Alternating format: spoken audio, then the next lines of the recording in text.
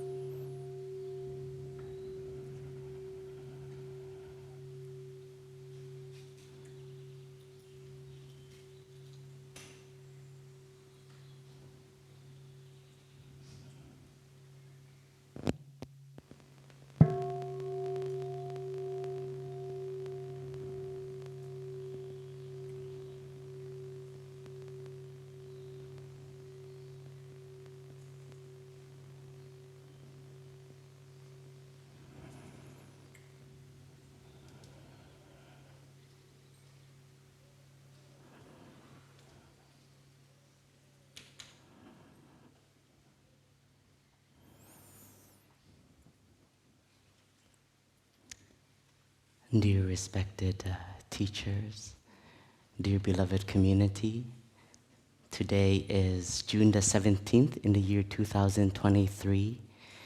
We are sitting in the Upper Hamlet. Today is the first day of our Global Earth Retreat, Love is Freedom. And this retreat in Plum Village, France, we are physically all together around 700 practitioners. And globally, this retreat is being offered also online.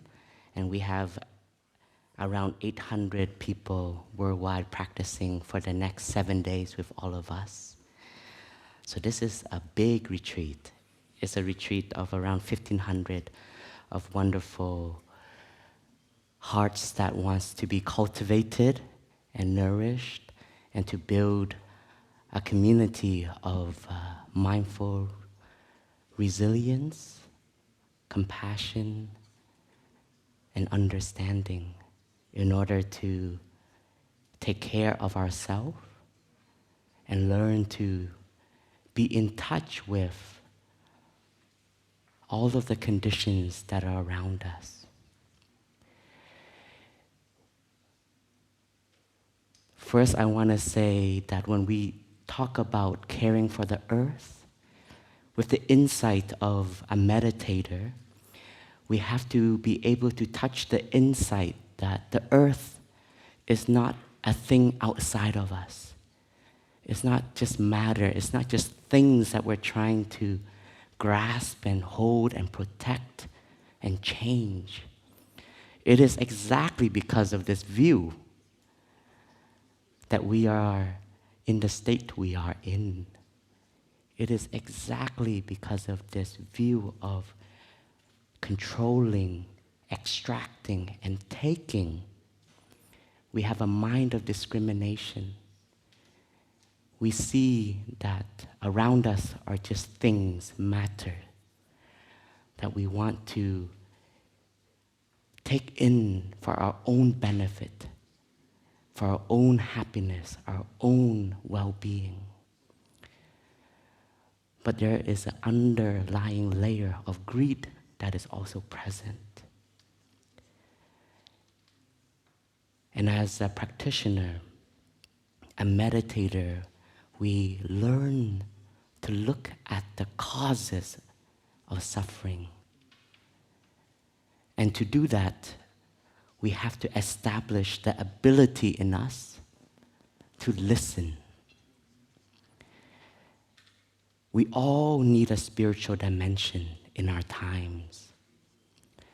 Our teacher shared that in our century, we need to have a spiritual dimension in order for us to move forward, to care, and to create a community, a culture of love and understanding. But we all have to learn to start with oneself. We also have the tendency to look outside of us. We want others to change. We want others to do better. But in our tradition, in the Zen spirit, we don't wait. It can start right here, right now. And it begins with each and every one of us. When we sit together like this, and we have the opportunity to learn to sit and to listen. We listen to our breath.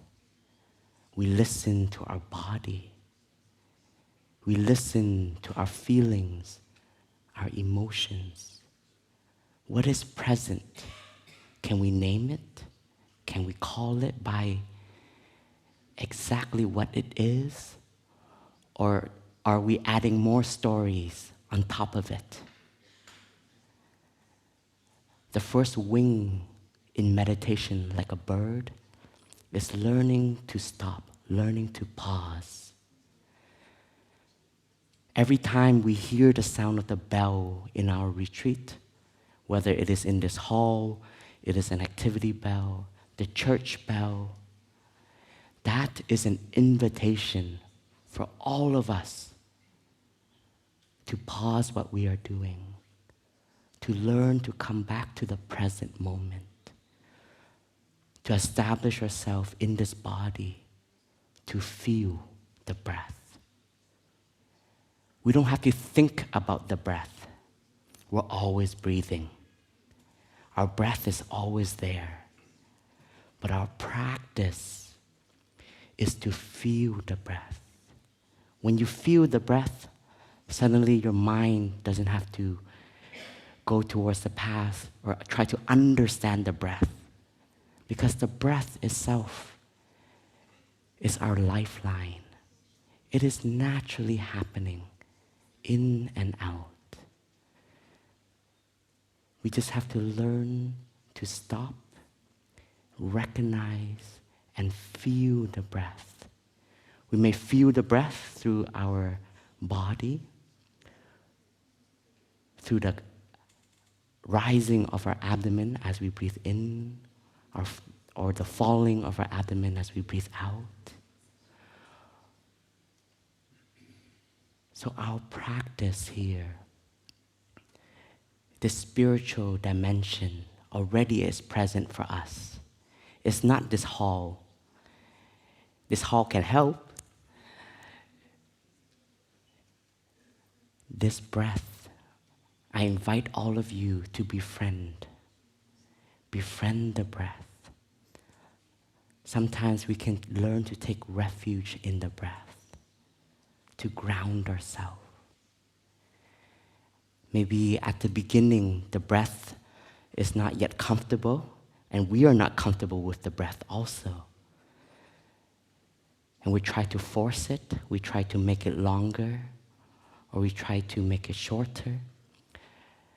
But here, we're going to learn to not control. We have the habit of trying to control everything, controlling ourselves, controlling our situation, also controlling our breath. Learn to take refuge, surrender to the breath. Just listen to it. And the beauty of being with the breath is as you are there for the breath will be there for you. The breath will want to breathe in deeper, to nourish the body, And the breath, we want to breathe out slower, to learn to calm and relax the body. Befriending the breath is befriending our spiritual capacity, our spiritual dimension. And when we learn to have the ability to listen to our breath, that becomes our foundation of awareness. Mindfulness is also not an object to get. Mindfulness is the capacity to be aware. And all of us, we have a seed of mindfulness in us. That seed may have been buried for generations. And we are here in this retreat. It's an opportunity for us to discover that seed of awareness in us. Mindfulness is always mindfulness of something. Mindfulness of the breath, mindfulness of the bell, mindfulness of our friends around.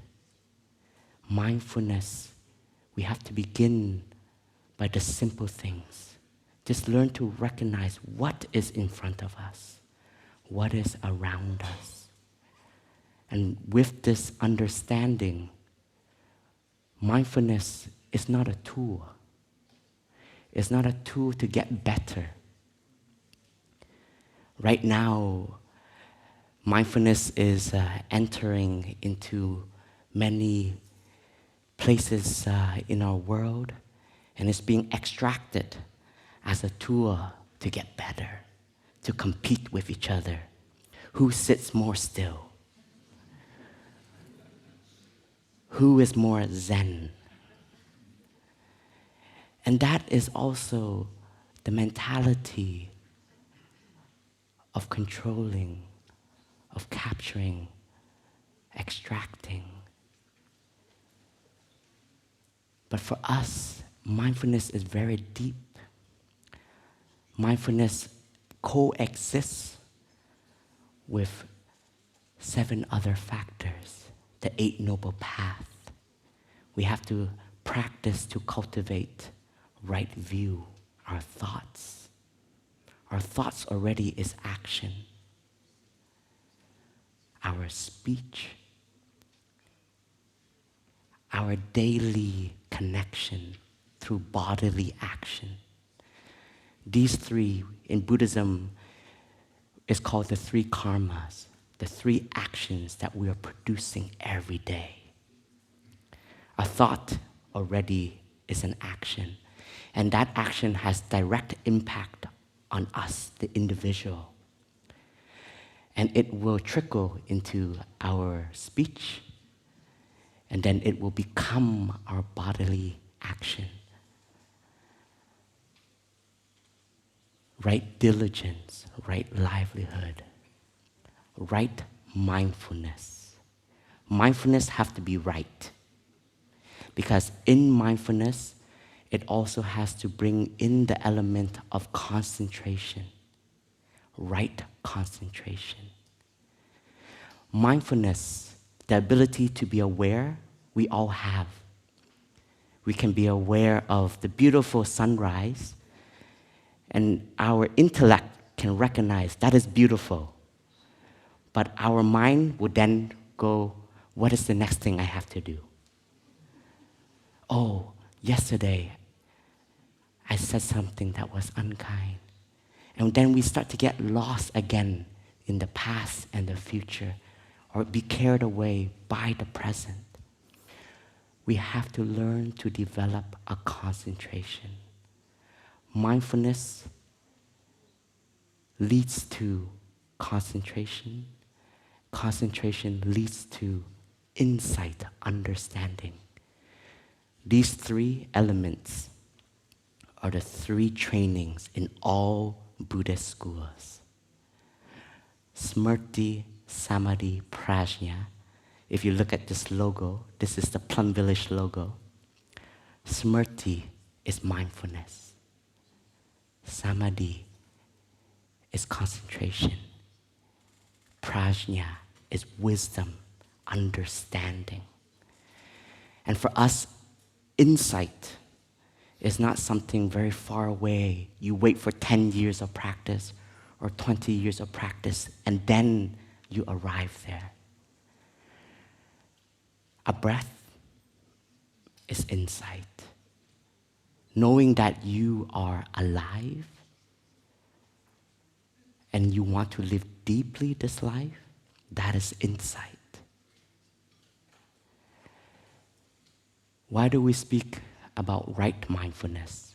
Because there is wrong mindfulness. Let us take an example of a burglar. Very present, aware when to come in. And he's very concentrated at the lock. That's concentration. But our mindfulness, our concentration in Buddhism have to lead to understanding of suffering. Mindfulness, first of all, is mindfulness of suffering. And if your action has mindfulness and has concentration, but leads to suffering, then that is wrong mindfulness. That is wrong concentration. That is wrong action. Each action has consequences.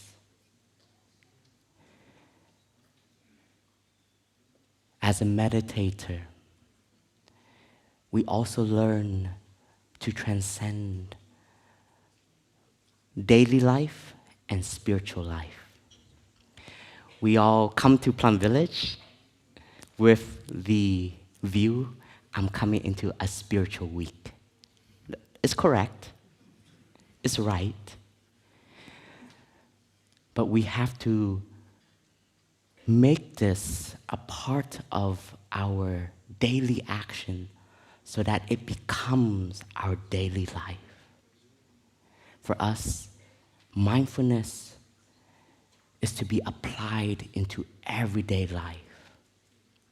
Mindfulness is a path of practice. It is a path of transformation. It is a path of understanding. And understanding, like an organic gardener, is organic. It will always grow. It depends on the situation. And if we have the eye of a meditator, we will learn to embrace and recognize the suffering. And we will learn to not push the suffering away, but we learn to embrace, to understand, and to transform that suffering. This planet Earth that is embracing all of us is very spiritual. If we are working in the realm of climate activism, we have to have a spiritual dimension. How can you work with the earth and not be spiritual? Because the earth is so spiritual. The earth has wisdom beyond us. We are young babies. And because of the ego inside of us, we think we are more and better. We are superior. Therefore, our actions have led to so much harm. And because we feel less than, we fight to get better. Even in equality, this equality has the element of being as good as someone else. Be equal to that person. Also has complexes which doesn't have freedom. The earth is free. The earth knows how to take in, accept, and transform. And the earth has the wisdom of patience also. The earth knows how to listen. If all of us are not here, the earth knows exactly what to do. Our practice is to know how to take care of ourselves, how to take care of our suffering, how to recognize our greed, how to recognize our habit. 1, 2. Every time I turn this way, it cuts off. Mindfulness of the microphone. We have to recognize this collective energy that is present in us. I know that sometimes coming home to the present moment can be unbearable, because our practice is to feel, to recognize, to embrace. But the meditator also has the courage, the stability, the mountain that is there for us, the warrior in each and every one of us.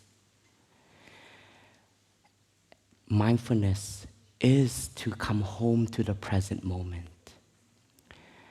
And the present moment is the key. Even if it is so unbearable, if we continue to run away from the present moment, then we lose the opportunity for change, the opportunity for healing, and the opportunity for transforming. We use the language of transformation, not to get rid of suffering. We're learning to transform suffering. Because for us, in the practice of Buddhism, we are not here to get rid of suffering. This is a truth, a noble truth. Suffering is a part of life. And suffering is what may unite all of us. Because if we feel pain, we can understand our pain. We can be compassionate towards ourselves. We can understand ourselves. This understanding will touch the seed of compassion in us, love in us. When there's pain, we want to heal, we want to transform.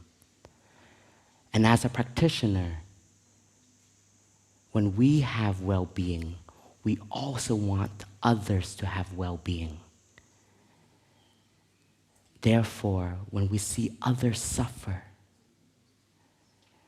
we can learn to understand the other person's suffering. So suffering in the eye of a Buddhist practitioner is to see that we all need understanding and compassion. And compassion here, there's many layers to compassion. Compassion as an energy to understand, which allows us to connect, which allows us to see the other as a human being. And working with many climate leaders, I've learned of another word. We also have to establish radical compassion. We also have to have fierce compassion, have the courage to speak up, the courage to recognize that that person is creating suffering. But we still see that person as a human being. That is the hard part. But this is the difference of a practitioner and someone who is not practicing. It's easy to hate. When we see ourselves suffering, sometimes it feels good to see others suffer. We have to recognize this in all of us. There is a tendency to feel more better when we see others suffer. But our practice is to see that because they suffer, therefore they will create more suffering. The name of the community that has been established is Earth Holder. And Earth Holder is a name of a bodhisattva in our tradition. And a bodhisattva, bodhi is awakening. Sattva is a being.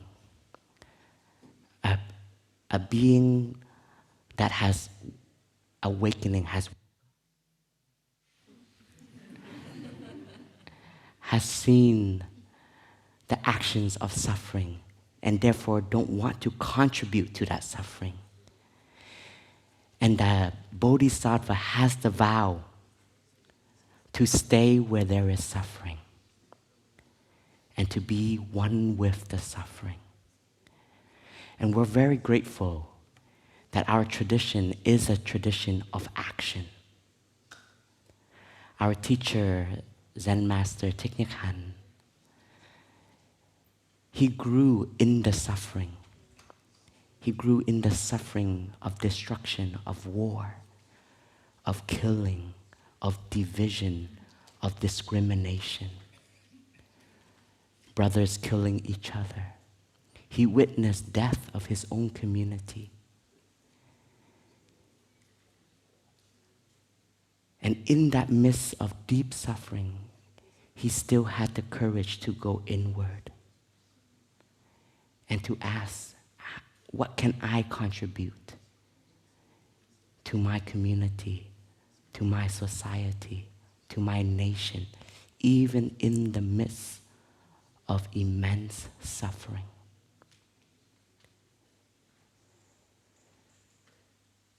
And his first community was a community of young peace activists. Those who didn't want to join the fight and create more harm and more killing.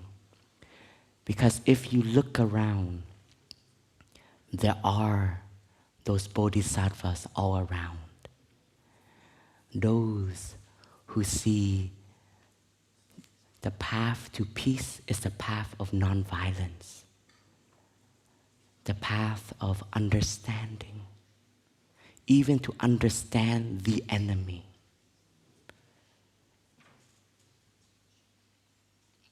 Our teacher wrote in a poem, "Man is not our enemy. Humans are not our enemy. To face this beast, we have to come with the shield of compassion, the eye of a meditator, and the artist to see the suffering, to understand it, and to help it recognize the ignorance." That is what we have to tap into and let the others see the ignorance.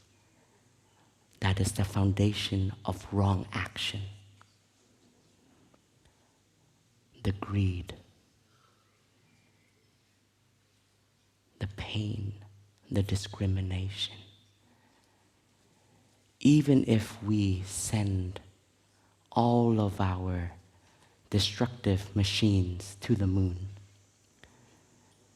we're still going to find a way to harm if we don't go inwards and transform the heart and cultivate a mind of understanding, a mind of healing, a mind of care, a mind to bridge the divide,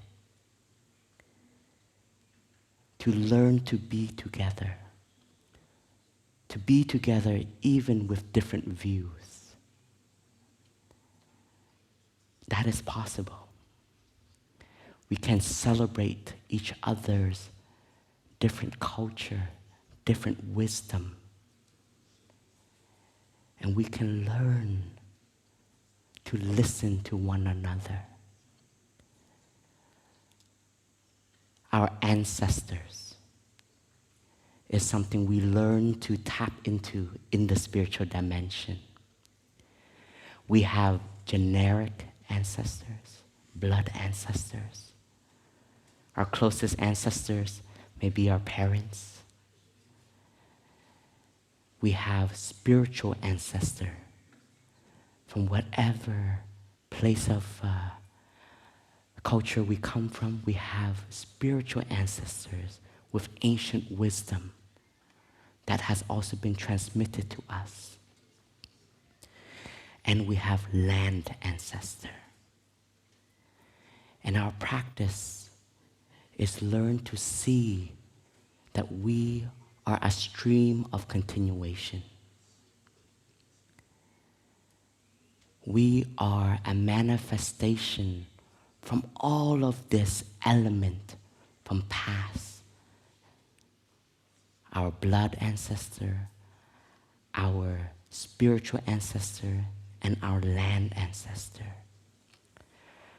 And this insight is to also let us know that we are also a continuation, bringing them into the present and bringing them into the future. So our present moment is very important. It is the ingredient we are building for the future. Our way of thinking, our way of speech, and our way of bodily action. To practice this, we also have to learn to slow down. Giving us the opportunity to slow down is a gift of a retreat. But don't get me wrong, mindfulness is not slow. You can be very active, very fast, but still be very mindful. But our habits are to move without right intention. We move before we even think. So every time we hear the sound of the bell, we are invited to stop and just to recognize what I was thinking. And not to be angry with oneself, not to bring more judgment to oneself, but just to smile to the mind and guide it with the breath to be present. In our practice, sometimes as a meditator, we also are competing with ourselves. We're competing with our own presence, our own peace. Please know that Zen is not competition. We're here to continue to grow, continue to transform. And in transformation, we need some mud. So if we have mud, it's okay. We have some good ingredients in order to take care and nurture the lotus flower in us. Let us listen to a sound of the bell, taking time to just feel the breath. Allow our mind to just recognize and be, this is in breath, this is out breath.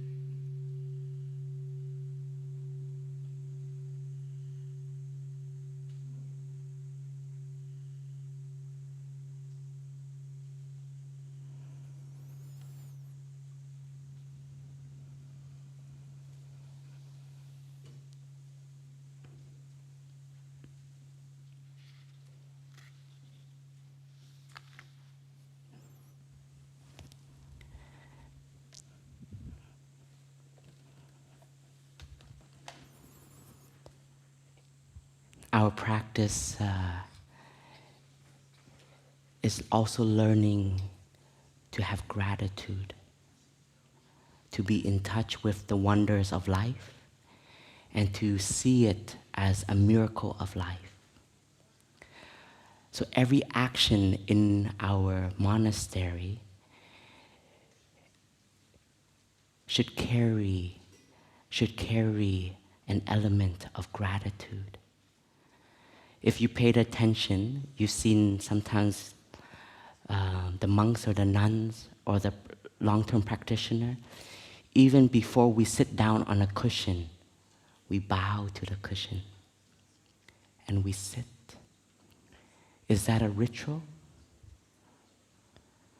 For us, this is a practice of connecting, a practice to see the wonders of all the conditions that come together is there for us, allowing us to be present.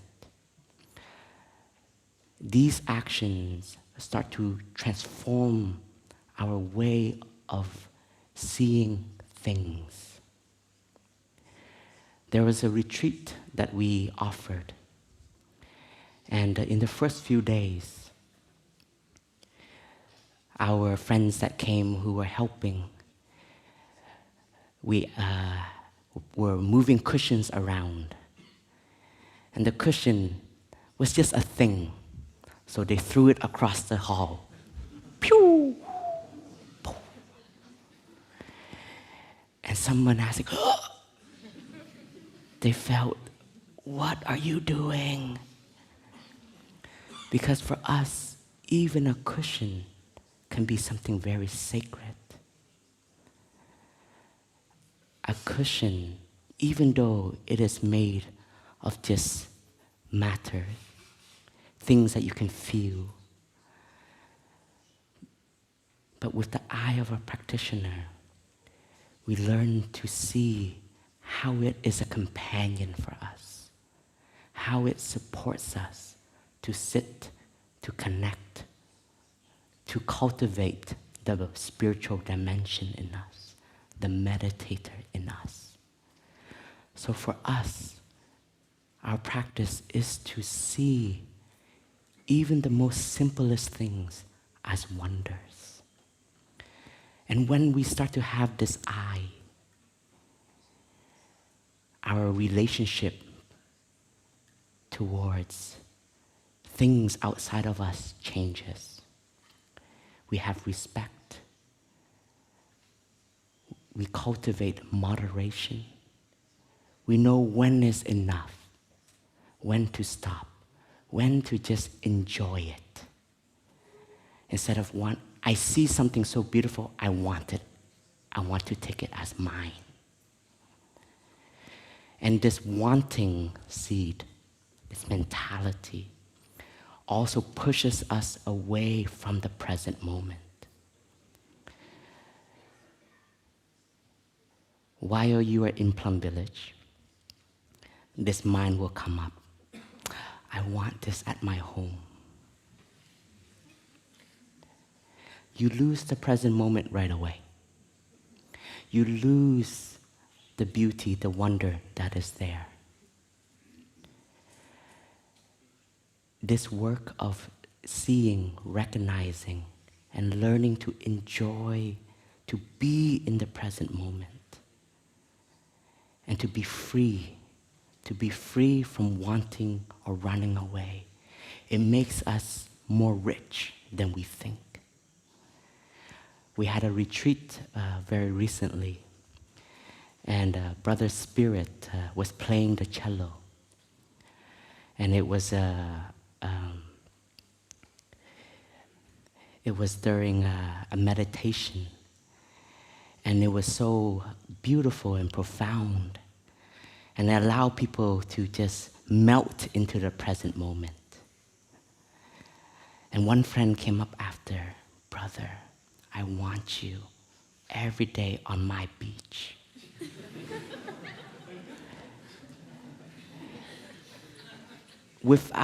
This is her way of praising the brother and sharing how grateful she is for that talent. But what she wasn't recognizing was even in that speech was carrying the seed of extracting, taking, wanting. So our thoughts, if we transform them, we are transforming for generations of pain and suffering. Because we are also our ancestors' continuation. And our present is building a new generation. So there is transmission in every moment, every moment. So for us to be in the present moment, to feel the present moment, to see the wonders that is there, is to cultivating wisdom of gratitude, wisdom of respect. When we bow, we bring body and mind together. So in the motion of just joining our palms is establishing ourselves. I bow to you because I see you. Not, if it's automatic, go back to square one. Got to train again. Training to be present, to see the other person for who they are. Bowing to the food. Why do we bow to food? Because we see it as a gift. We see it as a wonder. How grateful I am to have food on my plate, on my bowl. It's not just a thing to nourish me, but it will become me. And I am carrying that food in my daily action. Moderation is a deep practice. When you eat, we have an opportunity to eat slower here. It's a real gift. Because I know most of us, we're eating and working. We're eating and meeting. A lot of that decision-making are convened around food. And therefore, we're just eating our thoughts. We're eating our projects. We're not truly eating the food that is present. In our tradition, we always train to eat and not to have leftover and throw the food away. So lining up in line is already a practice. What is enough for us? Sometimes a little less makes us more grateful. And when we eat, give yourself time to chew. We hear train to chew 30 times. It may sound crazy, but it can be very enjoyable. You take a split second just to recognize what it is that you're intaking. If it is a cucumber, I see you, cucumber. And you taste, you feel, and you allow that cucumber to be one with you. And here's a practice I was taught when I was training to be a monastic. My mentor said, every time you take a spoonful, put the spoon down. Because our habit is what's next. You're already preparing for the next spoonful. So here, we're learning to enjoy. Nobody's going to take this time away from you. You're giving yourself the permission to be in touch with the present moment.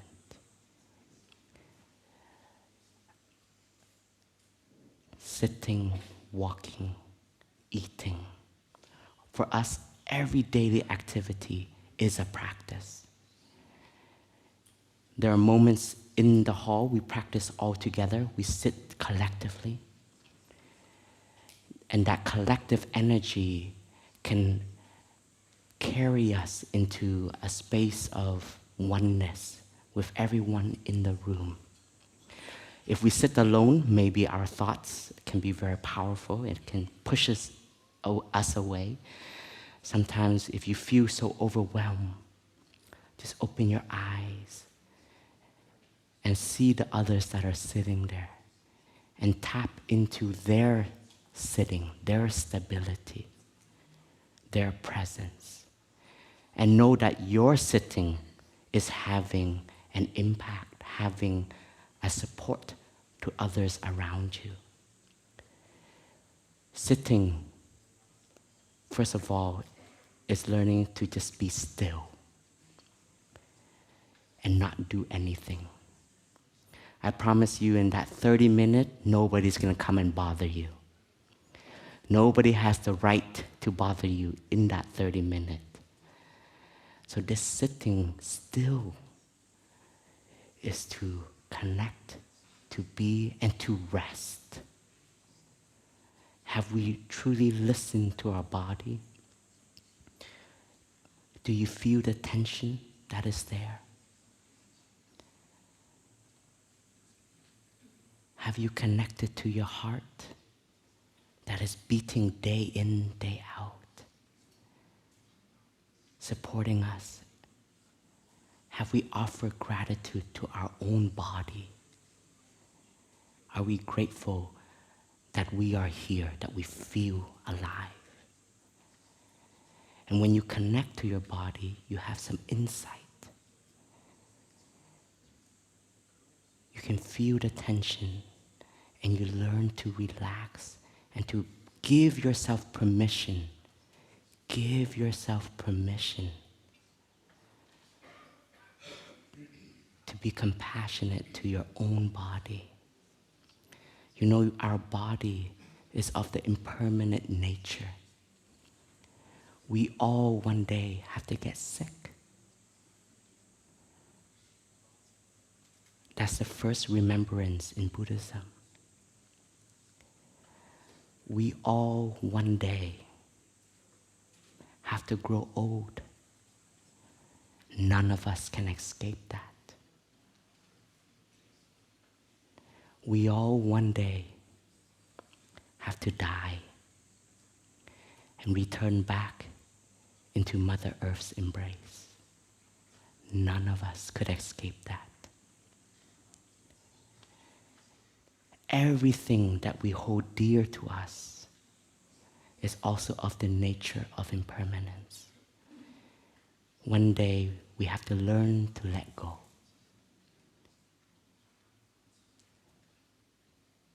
The only thing that continues is our actions of thought, words, and bodily kindness, bodily love, bodily presence. These can continue from generation to generation. With these 5 remembrances that we recite, we say in our mind before going to bed, it's not to scare us, but it's to wake us up to knowing that we are of the nature of change. And therefore, we also don't get attached to the present moment. Because we're ever changing, we're always changing. Let us listen to the sound of the bell, connecting to the impermanence of our breath. Each breath is a new breath. Each out-breath is a new out-breath. Connecting to the body, connecting to the wonders that is there.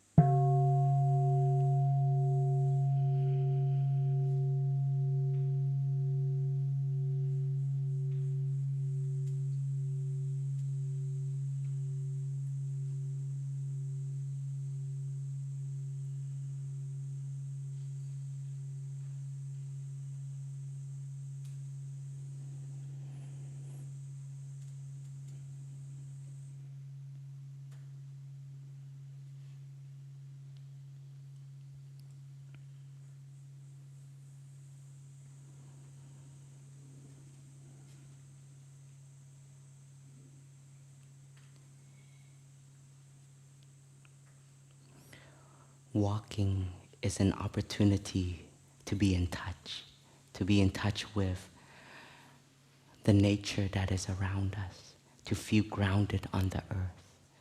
We all have to walk to get to a destination, but our practice is to learn to be present for every step that we take. Each step that we perform bears our seal, our signature. You know that when you're in a hurry, your step is very different. When you're angry, your step carries particular energy. When you're excited, when you're in pain. So our inner world is also expresses itself in our bodily action. And walking meditation is an opportunity for us to learn to be present for the present moment. How many times have we walked but not even recognized that that tree has always been there? We had a retreat at somewhere in Canada, and the CEO of the retreat center participated for the full 5 days with us. And there was also a meditation hall. We had to take about a 7-minute walk to get there. And on the last day of the retreat, he confessed it, that he has walked to this meditation hall hundreds or thousands of times, but he's never recognized that in the forest there was a shed. Only when he started to slow down and to be present and to feel each step and to feel the surrounding, he realized, who built this? Who put this here? What is the purpose of it? So there are so many things around us that we are not connected to. Walking meditation is a practice to feel, to be, and to see. Most of us, we see meditation more in the sitting position. But for us, walking meditation is as wonderful as sitting. Even in the walk, sometimes it's easier to be present. Because when you just sit and you're so overwhelmed, we may not be able to hold ourselves, to be present and to be still. So we can channel the thoughts, we can channel the feelings to each step. For us, when we walk, we can combine it with our breath. Every day we have an opportunity to practice walking meditation as a collective. So each step we take can be combined with an in-breath. In-breath, about 3 to 4 steps. Out-breath, 4 to 5 steps. And we learn to walk naturally. We're not here to perform. We're here just to be. But what is happening is the awareness of the step that we are taking. We can feel the soul, the heel, then the soul imprinting on the earth, and then the toes pushing us to make the next step. I invite you in the next walking meditation to practice, if you can, without your shoes. To feel the ground, to feel the texture, the grass, even the rock. Ouch! Oh, I'm grateful. You made me mindful.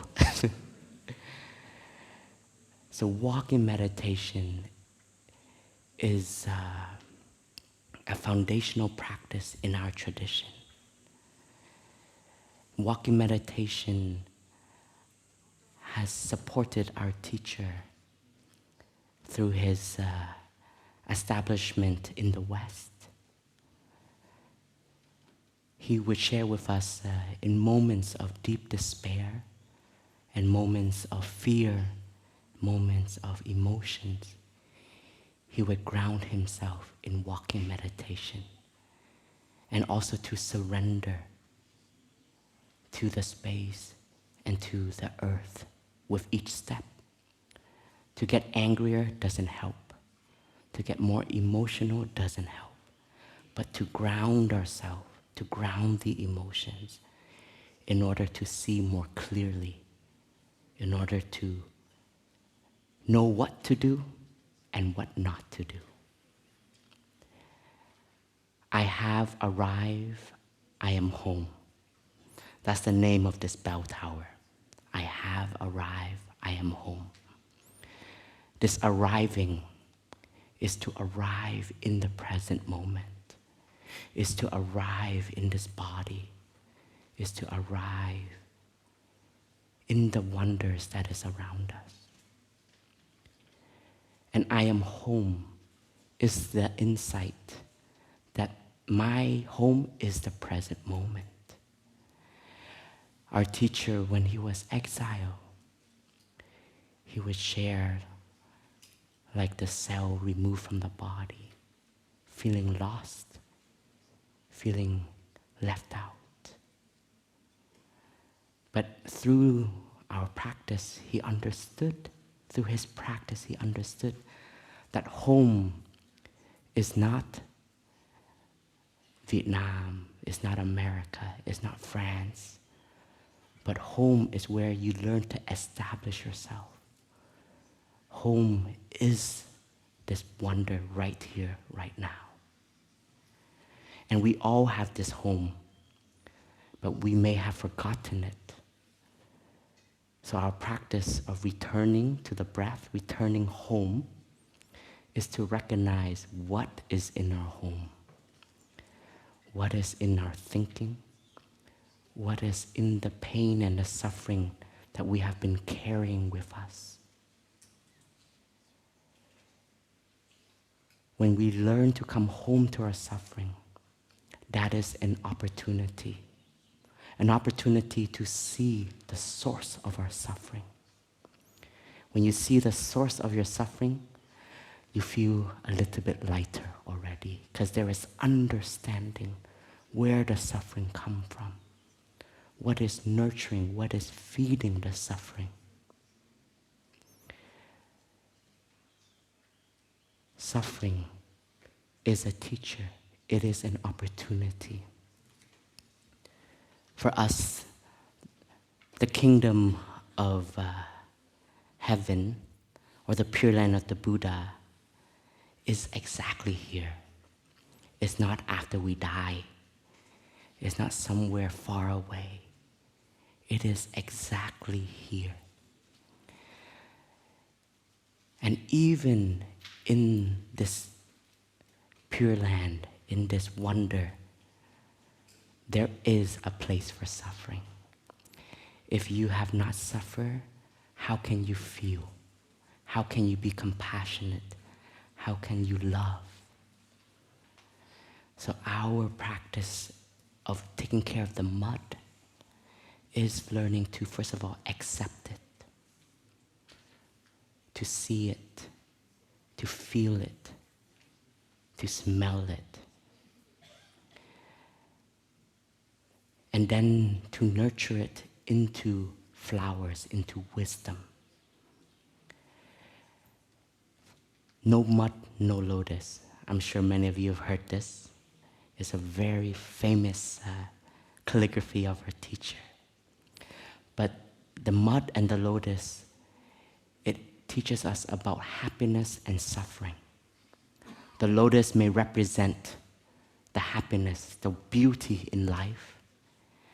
But the moment you cut that lotus and you put it in a vase, clean water, maybe with beautiful rocks, it will only last for 2 or 3 hours and it will wilt.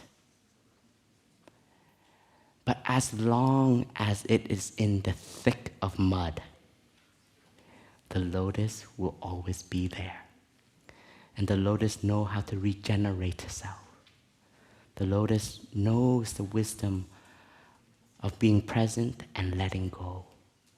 And thanks to the mud, it knows it has an opportunity to grow again, to bloom again, to offer itself to the world. So we can learn from the lotus and the mud. We can learn to see our suffering and our happiness, how they support one another. Taking care of our suffering is also taking care of our happiness. Sometimes we are taking care of the happiness, we are generating the joy and the love. It's simultaneously healing a past, healing a wound.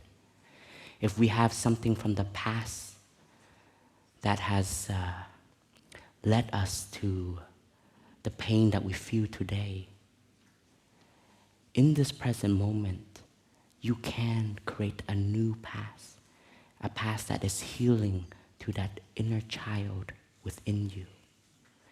You can recognize the inner child in this present moment. We're not pushing it away. We're not saying you don't have the right to suffer. But you say, you have suffered so much. My child, myself. And today, I invite you to walk with the present me, with the freedom that I have to practice, the freedom to feel the suffering, the freedom to allow the suffering to transform in this moment. So by cultivating happiness and joy, it is also transforming suffering. There is an interbeing that is happening while we are cultivating joy and happiness. Happiness here is just recognizing what we have, our two eyes, our ability to connect, the food, our loved ones. If we can see and be in touch and offer gratitude to these wonders, we have a chance to create and to see the wonders beyond us, far away from us. I believe that Mother Earth is just inviting us, telling us to slow down, to listen, and to see our karmas, to see our actions, to listen to the pain, to the harm, but not to drown in it, but to see that this moment here, as all of us are alive, breathing, walking, acting, we can support and we can generate energies of compassion, of understanding, of care, respect, gratitude, mindfulness in every action, mindfulness of what we say, what we do. For us, even opening the door can be an act of spirituality. Drinking a cup of tea. We all gravitate towards the tea house. Are we there for more conversation? Or are we there for true connection? Be aware of the noise that we like to take refuge in. That noise can also be an escape from the present moment. We can connect, we can speak, of course. Building community is so important. But sometimes, please allow yourself to just sit and be with that cup of tea, that cup of coffee, and just to feel the cup is there for you. Are you there for the tea? Do you know how much work that cup of tea have to arrive here? The stream of water, the clouds, and this tea may come all the way from China, India, many other places. It's a miracle to have it here. Are we honoring that cup? This is our practice. When we are in touch at this level, our relationship towards one another will change. Our relationship towards the environment, the cosmos, will change. Let us learn to surrender to the present moment, to the earth, to feel, to be, to see, and listen to our suffering, and not to repeat the same actions, the same thoughts. Choose words that generate understanding, healing. Even yesterday, on arrival day, I heard two friends speak about how to protect the earth. And even in that speech, I heard arguing already. We all come with different view. But can we also learn to just listen? We're all on the same goal. Maybe there's not one absolute way. We all need to play a part in this. We all have to rely on each other's wisdom and each other's discovery. Can we see the beauty in the difference? Can we harmonize? This is what it's going to take to support one another. And us, this practice, the spiritual dimension, is so that all of us have a foundation to come home and to care. We are going to embrace suffering. We are going to witness some changes in our times. But what is important is how we don't lose ourselves, how we don't all panic and flip the boat faster. But if all of us can be still, can feel, and to breathe first, to recognize what is happening, then we will know what to do and what not to do. I joined very late into this organizing team of this retreat. And it was very ambitious, in person and online. The first thing that my mind was running to was all of the wrong things that can happen, particularly online, on the streaming, because it takes so much effort. So I made a vow, I'm just going to be a calm person in the organizing team. Whatever happens, the first thing I'm going to do is breathe and smile, to listen, see the situation, and then go, aha, then what we need to do is this. An action. One action at a time. And we need more people, more leaders who know how to be still, know how to offer their presence, to hear what is happening, and not to give an answer right away. Listen, see, and have clarity. Dear friends, it is a joy to have all of you here with us on this retreat. Love is freedom.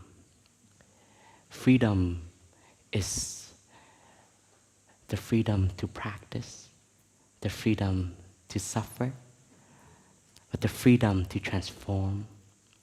The freedom comes with responsibility. Freedom for us is not do whatever you want, take whatever you want. That's not true freedom.